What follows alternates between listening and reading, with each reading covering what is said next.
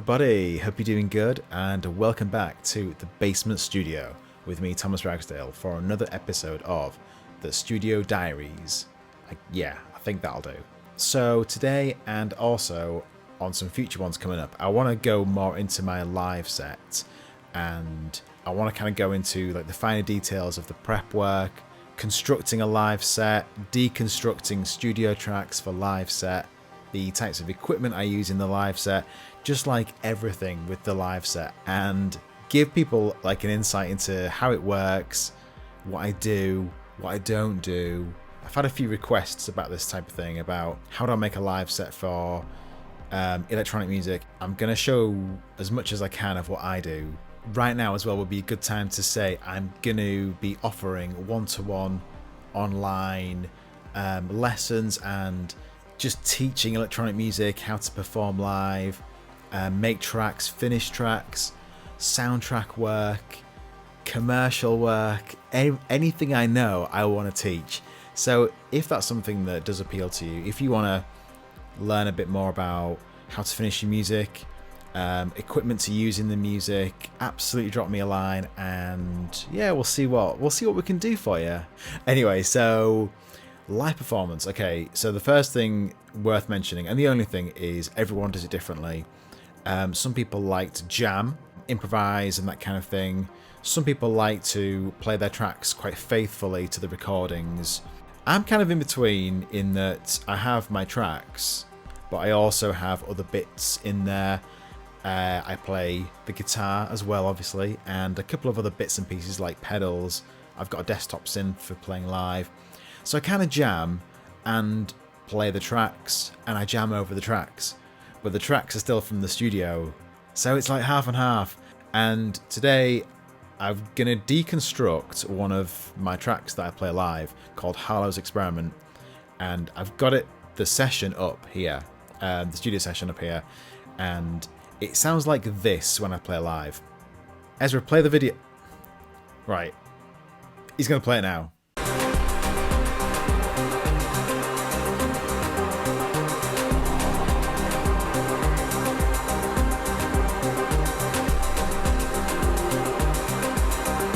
Sorry about that. Ezra is messing around with the video playback there, so we finally got it going. So yeah, that's what it sounds like live. And how do I get from the screen to the stage bit?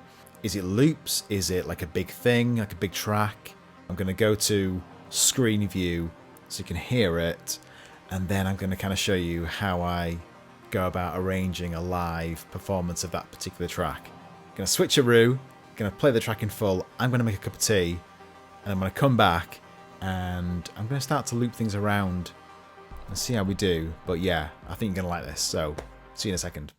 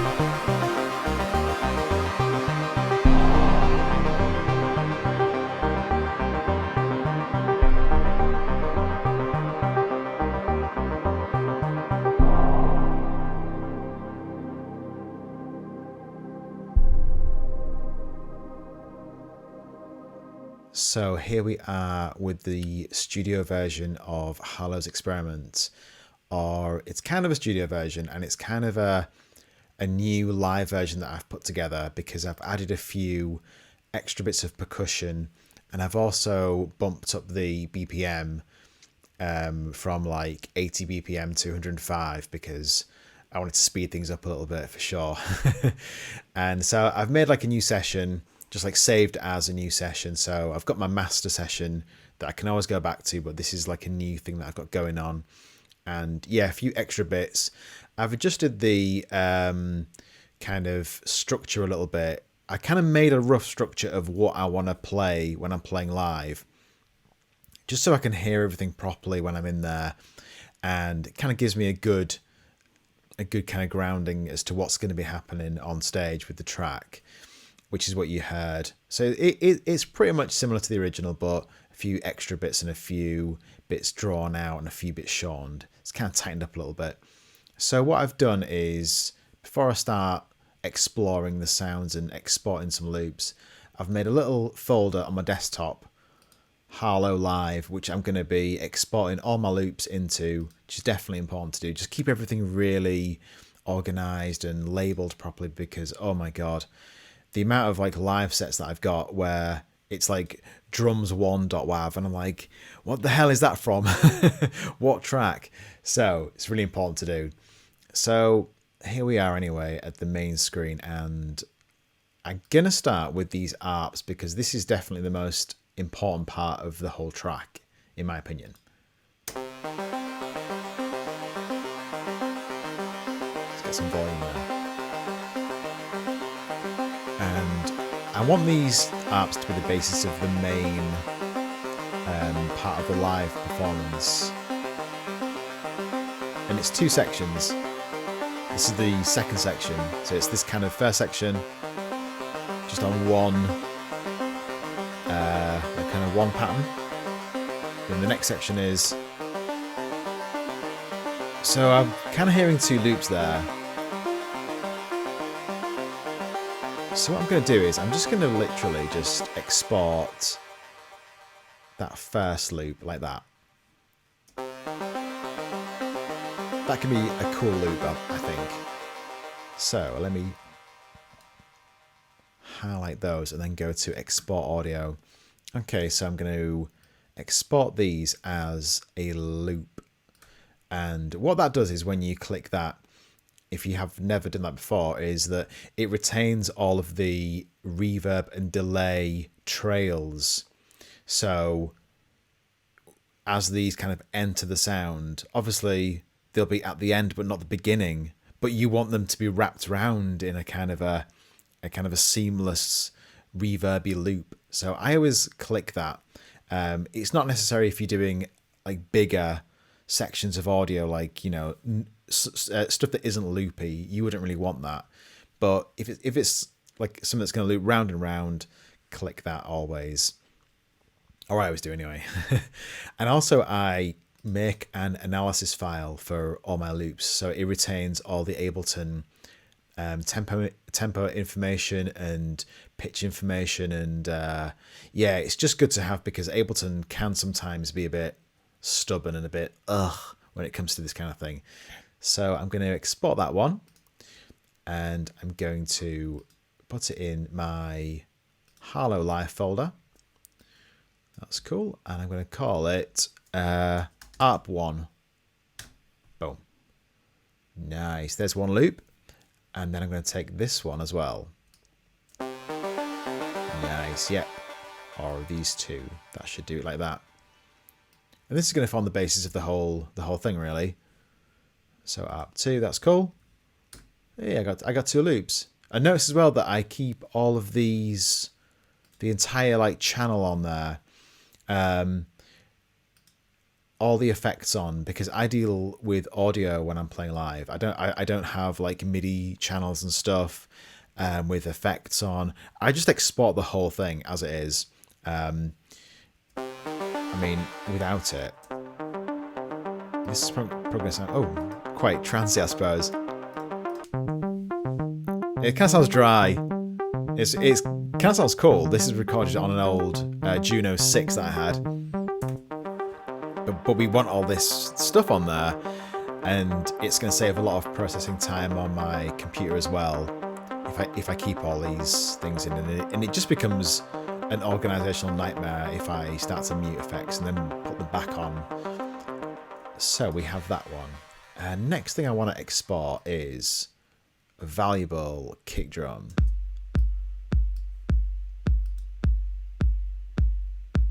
So I'm just going to export that. Just 8 kicks. That's like perfect with me. So I'm going to call that one kick. Cool. That's nice and easy. Next, let's go for this big piano sound. Hell yeah, that's really cool. Yeah, I'm going to export that straight out. Yeah. Yeah, and I like to get about 8 different sounds. Can be like many sounds. Like we can like have lots of percussion, but generally speaking, I want 8 varieties. So I'm gonna have synth, bass. We've got the piano there. We're gonna have some drums. We're gonna have some other soundscapes and stuff. Maybe at the best 9 with a kick drum. So I'm gonna try and keep it to 8. So my MIDI controller is gonna have 8 channels. So nothing's gonna get kind of muddled over, and keep it nice and tight in that respect. So I'm gonna have that bass line too, and the bass line's got some delay on there, which I want to retain. So I'm going to export that as a loop as well, which I've been doing everything as a loop, but it's really important to get that as a loop. Okay, so that's that's bass even. So choir, I've always liked these choir sounds that I have. Oh. So I'm going to export like one of those. And I'm going to call that choir 1. Because there's another iteration of that. Choir 1. Oh. I'm going to call that choir 2. Because we can have some sections with the choir. Or maybe this is choir 2. Yeah, maybe that, actually, yeah, let's have that one instead. Because we're going to have the first choir in the like intro, and then I'm going to drop to this choir a bit later on. We've got here some string sounds.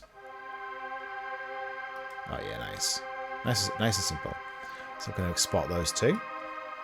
Also as a loop, because they've got reverb on and things. So I'm going to call those strings. That's cool. Things are kind of mounting up now. I've got quite a few sounds in here. What's this there? This is guitar loop. I'm not too bad on the guitar. Oh yeah, let's keep that. So I'm going to call that guitar. Exporting like a bigger section of that. I'm going to call it guitar. And obviously, if this is all wrong, I can come back to it and open the session and take a few more bits and pieces. But essentially, I've got the main sections here. So, oh yeah, hi-hats. So here we go with the drums. The drums is going to be interesting because there's a lot of drums. And I don't want them overlapping. But let's start with... I'm going to go with, I'm just going to call them hats. Hats 1. Okay, I've got those. And what's this one? I like that too. I'm going to export all that together. So I had that one. But I want my next iteration to have those in there too. So we can kind of build up a little bit. I'm going to call that one Hats 2. Getting kind of creative on the track names.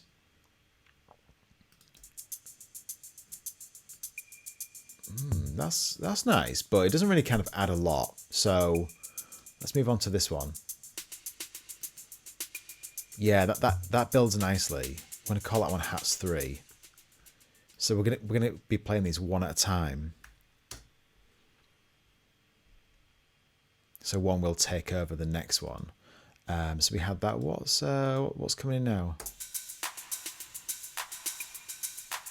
That's nice. Toms. Okay, that's cool.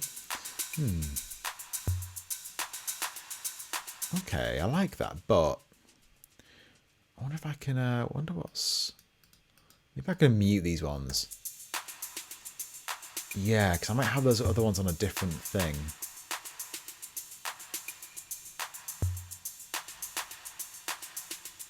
Yeah, okay, yeah, so I'm going to call this one, you know what, as well, I might, yeah, let's go for it, yeah, hats 4. Okay, so that's like a lot of percussion there. And I'm going to export these muted ones separately. Yeah. I'm going to call those ones percussion because it's a different name. It's for the same thing. So, perk even. Yeah, that's cool. So we now have quite a lot of stuff. Quite a few loops there to play with. There's a lot of stuff here at the bottom of the track which is like field recordings and like other noises. I can't be bothered with that stuff live because it gets buried and sometimes it sounds quite crappy to have like hiss noises through a PA. I have it on loads of my tracks. I have a down reel-to-reel machine when I play live. So I've got enough hiss going on. I don't want more hiss. And so I'm going to ignore those because this track sounds cool on the recording, but I'm going to be playing guitar and I've got a synth as well. So there's going to be enough background noise. I don't want more stuff, but I'm pretty happy with that. So I'm going to close this down and I'm going to open a new set, which is going to be this is going to form the basis of my live session. So I'm going to kind of start afresh with this and I'm going to open up 8 channels because I like working in 8. My controller, it's got 8 channels. Well, actually, it's got 9. I didn't actually see that one. But yeah, it's kind of got like 8 or 9 channels. It just feels good to me to just have 8. And I've always had 8 or maybe 8 channels with a kick drum number 9. And another thing I always do as well is I always get rid of all the stop buttons immediately because I hate looking at them. That is just... I hate like the look of them, so I get rid of them and clean slate. Looks really nice. And then another thing that is going to become kind of clear when I play live is that I don't play here, like triggering the clips and stuff. I play here with the scenes, so I have like structures as opposed to choosing individual sounds. So I'll have intro, kind of build up part, middle part, breakdown, everything coming in, the end, and it just feels a bit more. I can control things a little bit more, and you'll see why in a second actually. So I'm going to go to my folder where I've exported everything, and I'm going to grab all of the bits and drag them in.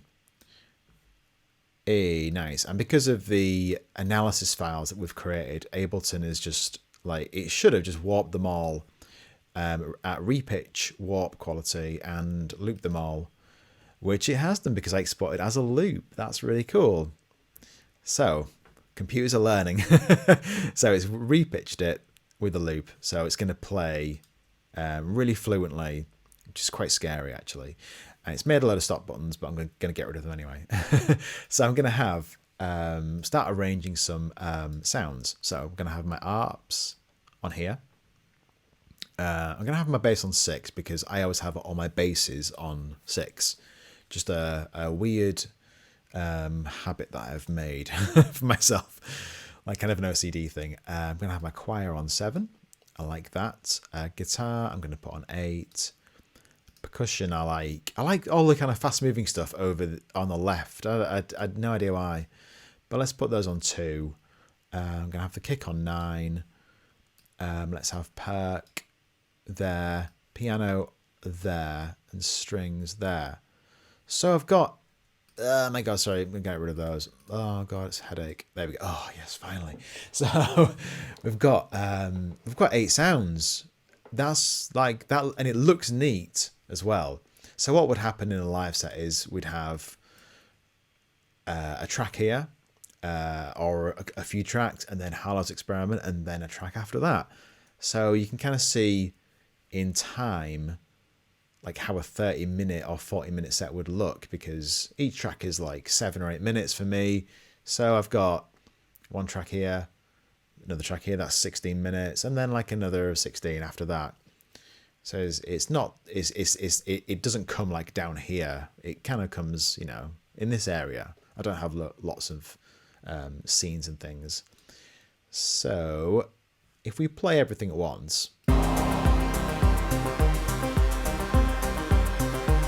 everything's looping around, but obviously we don't want to start our set like that. That's just like, just too much. But essentially we are playing live.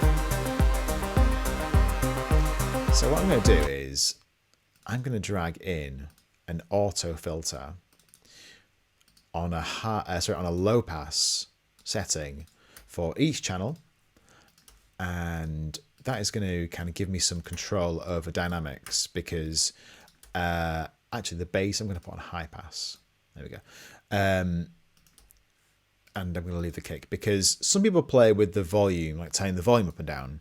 I play with the filter because I think it's a bit more musical than volume, because it turns the intensity down of the sound as well as kind of making it quieter. So you can kind of get like a double thing there. And what I'm going to do is I am going to map each filter frequency. You can use an auto frequency thing. Is it auto filter? But I like this. I don't know why. I've always used the EQ8. I think it sounds a bit better. It sounds a bit more basic, a bit drier, and I kind of like dry. I don't take. I don't have buttered bread. I have dry pasta. I'm a dry person. Anyone that knows me knows that I'm Mr. Dry. I don't drink water. I drink coffee. So I'm probably not going to survive a long time, but that's the way I'm going to go. So I'm just currently mapping these. Yep, number 6. That's the bass. That's all cool. And then we're going to kind of have a little bit of a jam. And I will have all of my session in one Ableton session as well. My whole set in one Ableton session. So 8 channels, and they will just represent the entire set. So I'll have other sounds on the same channels. I won't move over here. It's just kind of coming down.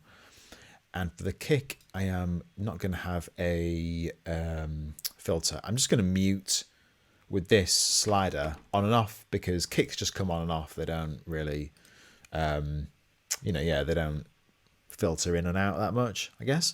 So I'm going to play again.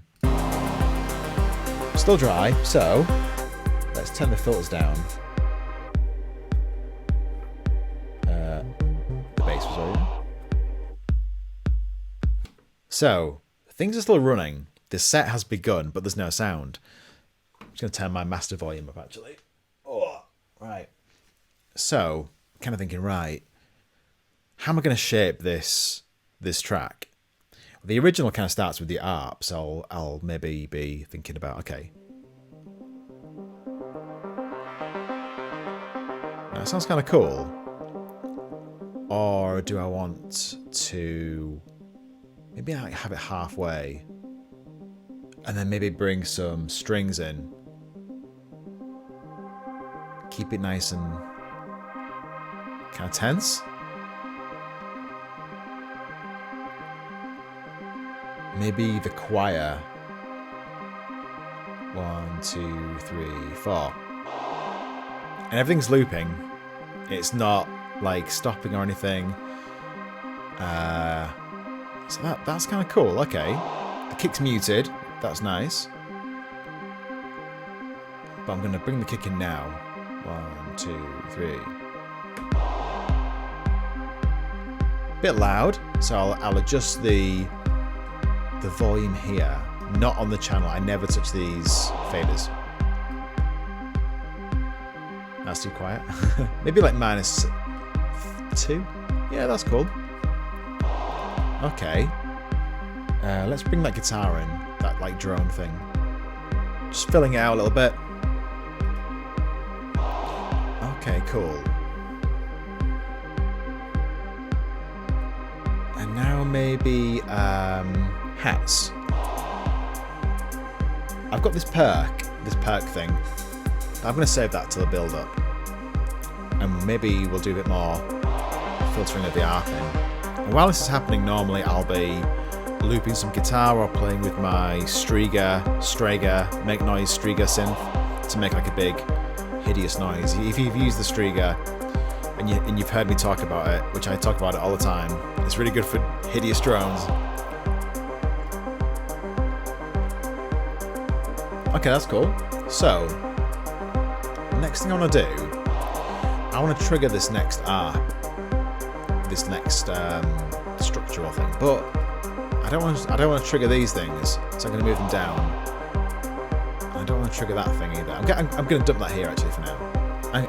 Actually, yeah, I'm going to dump these here for now. And notice that I've deleted the stop buttons, so when I trigger my next scene, everything will continue. The bass is still muted, or unfiltered, sorry. And I want to keep it that way.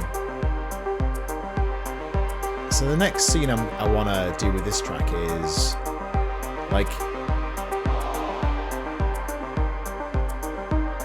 it's going nice, but I want to kill a kick drum, and then I also want to bring this first ARP back as well. So I've added a stop button there, and I've copied and pasted that one, and I want all this still going. So after this time, I'm going to trigger my next scene. I'm just going to stop the kick drum, go back to the first ARP. I'm going to open up again. 1, 2, 3, 4. Okay. So you can feel like a bit more of a tension thing going on. And I want to bring in these next hi-hats in a second. So I'll have my launch pad to do this. And I click. Nice. New hats. I think it's time to filter the bass in. Oh, I forgot the piano as well. So we'll do the piano now as well. 1, 2, 3, 4. So it's kind of going there. I want to do the next hi-hat scene now.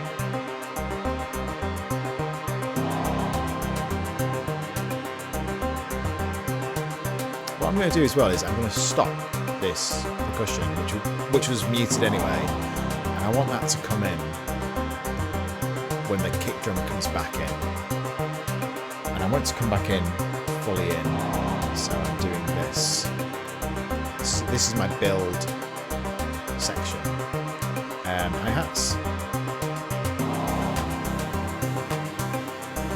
Oh, and then maybe actually R2 can come in.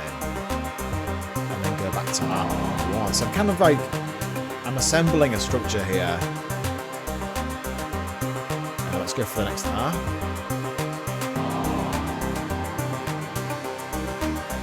All the while I can play with these filters and things. I'm going to go one more time around, and then I'm going to drop these in again. So let's keep going. All the while, everything's in now. Every single element, the bass, yeah, we're good. Okay. 1, 2, 3, 4. And then we're in for the last part of the track. And then I can also maybe some kicks out. So you've got choir 2 in here. Finally got these in, which I can take in and out, that kind of thing. I want like ARP2 back in actually. Let's put you back in there.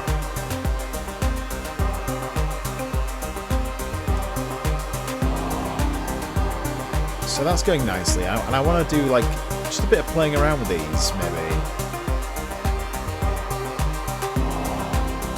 So that's kind of going going well, but we're going to end the track, obviously. And so what I'm going to do is I'm going to make a new scene with some stop buttons. I'm going to stop everything here.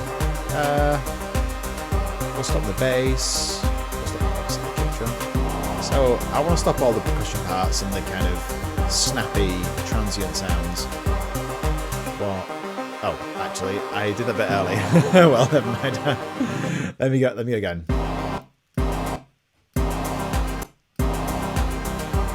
There we go. So that's hovering as normal. So yeah, you can fuck this up live, which I would have done technically. You gotta have your timing still with you. 1, 2, 3, 4. And so the end of the track now, and we can start to filter things down.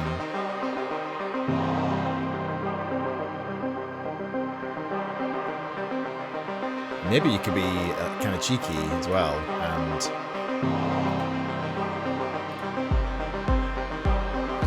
just go again.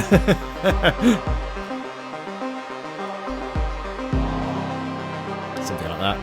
Play with the void, play with the muting of the kick.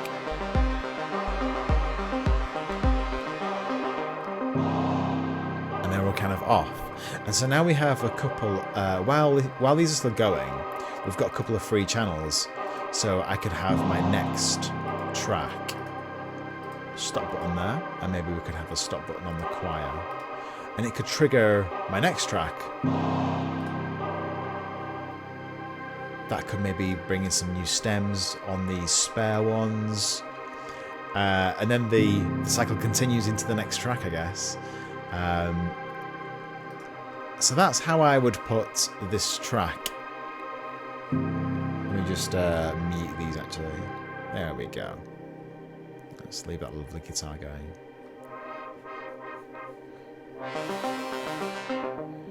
And that's how I would do Harlow's Experiment Live, from start to finish in terms of studio stuff, into like a brand new live set. And I've done that for all of my tracks that I play live. I've kind of gone into the sessions and decided like where my loops are. If there are some of the tracks don't have any loops in them, they just have like big extended field recordings that I just literally place in and then turn up and down, and yeah, kind of like do things individually per track. It's kind of an ongoing thing, something that I'm always searching for, how to play a certain song better. Get rid of you. But yeah, it can never ends, and that's what's kind of exciting as well, is that it's never gonna stop. Finding a better way, or a better way, or a more convenient way, and things, and then adding more equipment in there too. You can go to any lengths. You could have hardware synths playing this, but I just like it from the WAV, from the session file. Bit more convenient for me. But yep. There's no reason why I couldn't do that with MIDI, with a MIDI synth or something, or take this thing with me and like have that filtering in, playing some MIDI notes. It's something that I might do in the future, but also I'm wrestling with how much equipment to take and how complex I want to make my set, because I like the computer doing the grunt work while I play guitar and do fun stuff. I don't want to be doing live admin and yeah, kind of like triggering loads of scenes and having to filter tons of stuff. It just isn't me, really. I found out that I'm an instrument player, and that's what I want to be focusing my physicality on when I'm playing. So yeah, I really hope you liked that kind of not short video. It's quite a long video, but yeah, that demonstration of what I do. And as I say, I want to go into more live stuff and show a bit more what I do and why I do it. And I've got a few other ideas for my outboard equipment, showing that kind of thing and what that adds to this track and other tracks. So stand by for those, and they should also be a lot of fun. And yeah, do hit me up if you are looking for like tutorials or like lessons and consultations on production and anything like that. I'd love to show some stuff one-to-one. It's what I want to do, really. I've kind of got a bit of a buzz for it. I've done it a few times and I really enjoyed it, and I got a lot out of listen to other people's music and showing some techniques, and they also got a lot out of what I do and what I know, and through my years of graft in the music industry. So yeah, thanks for watching, and I will see you like pretty soon. So yeah, have a good one. See ya.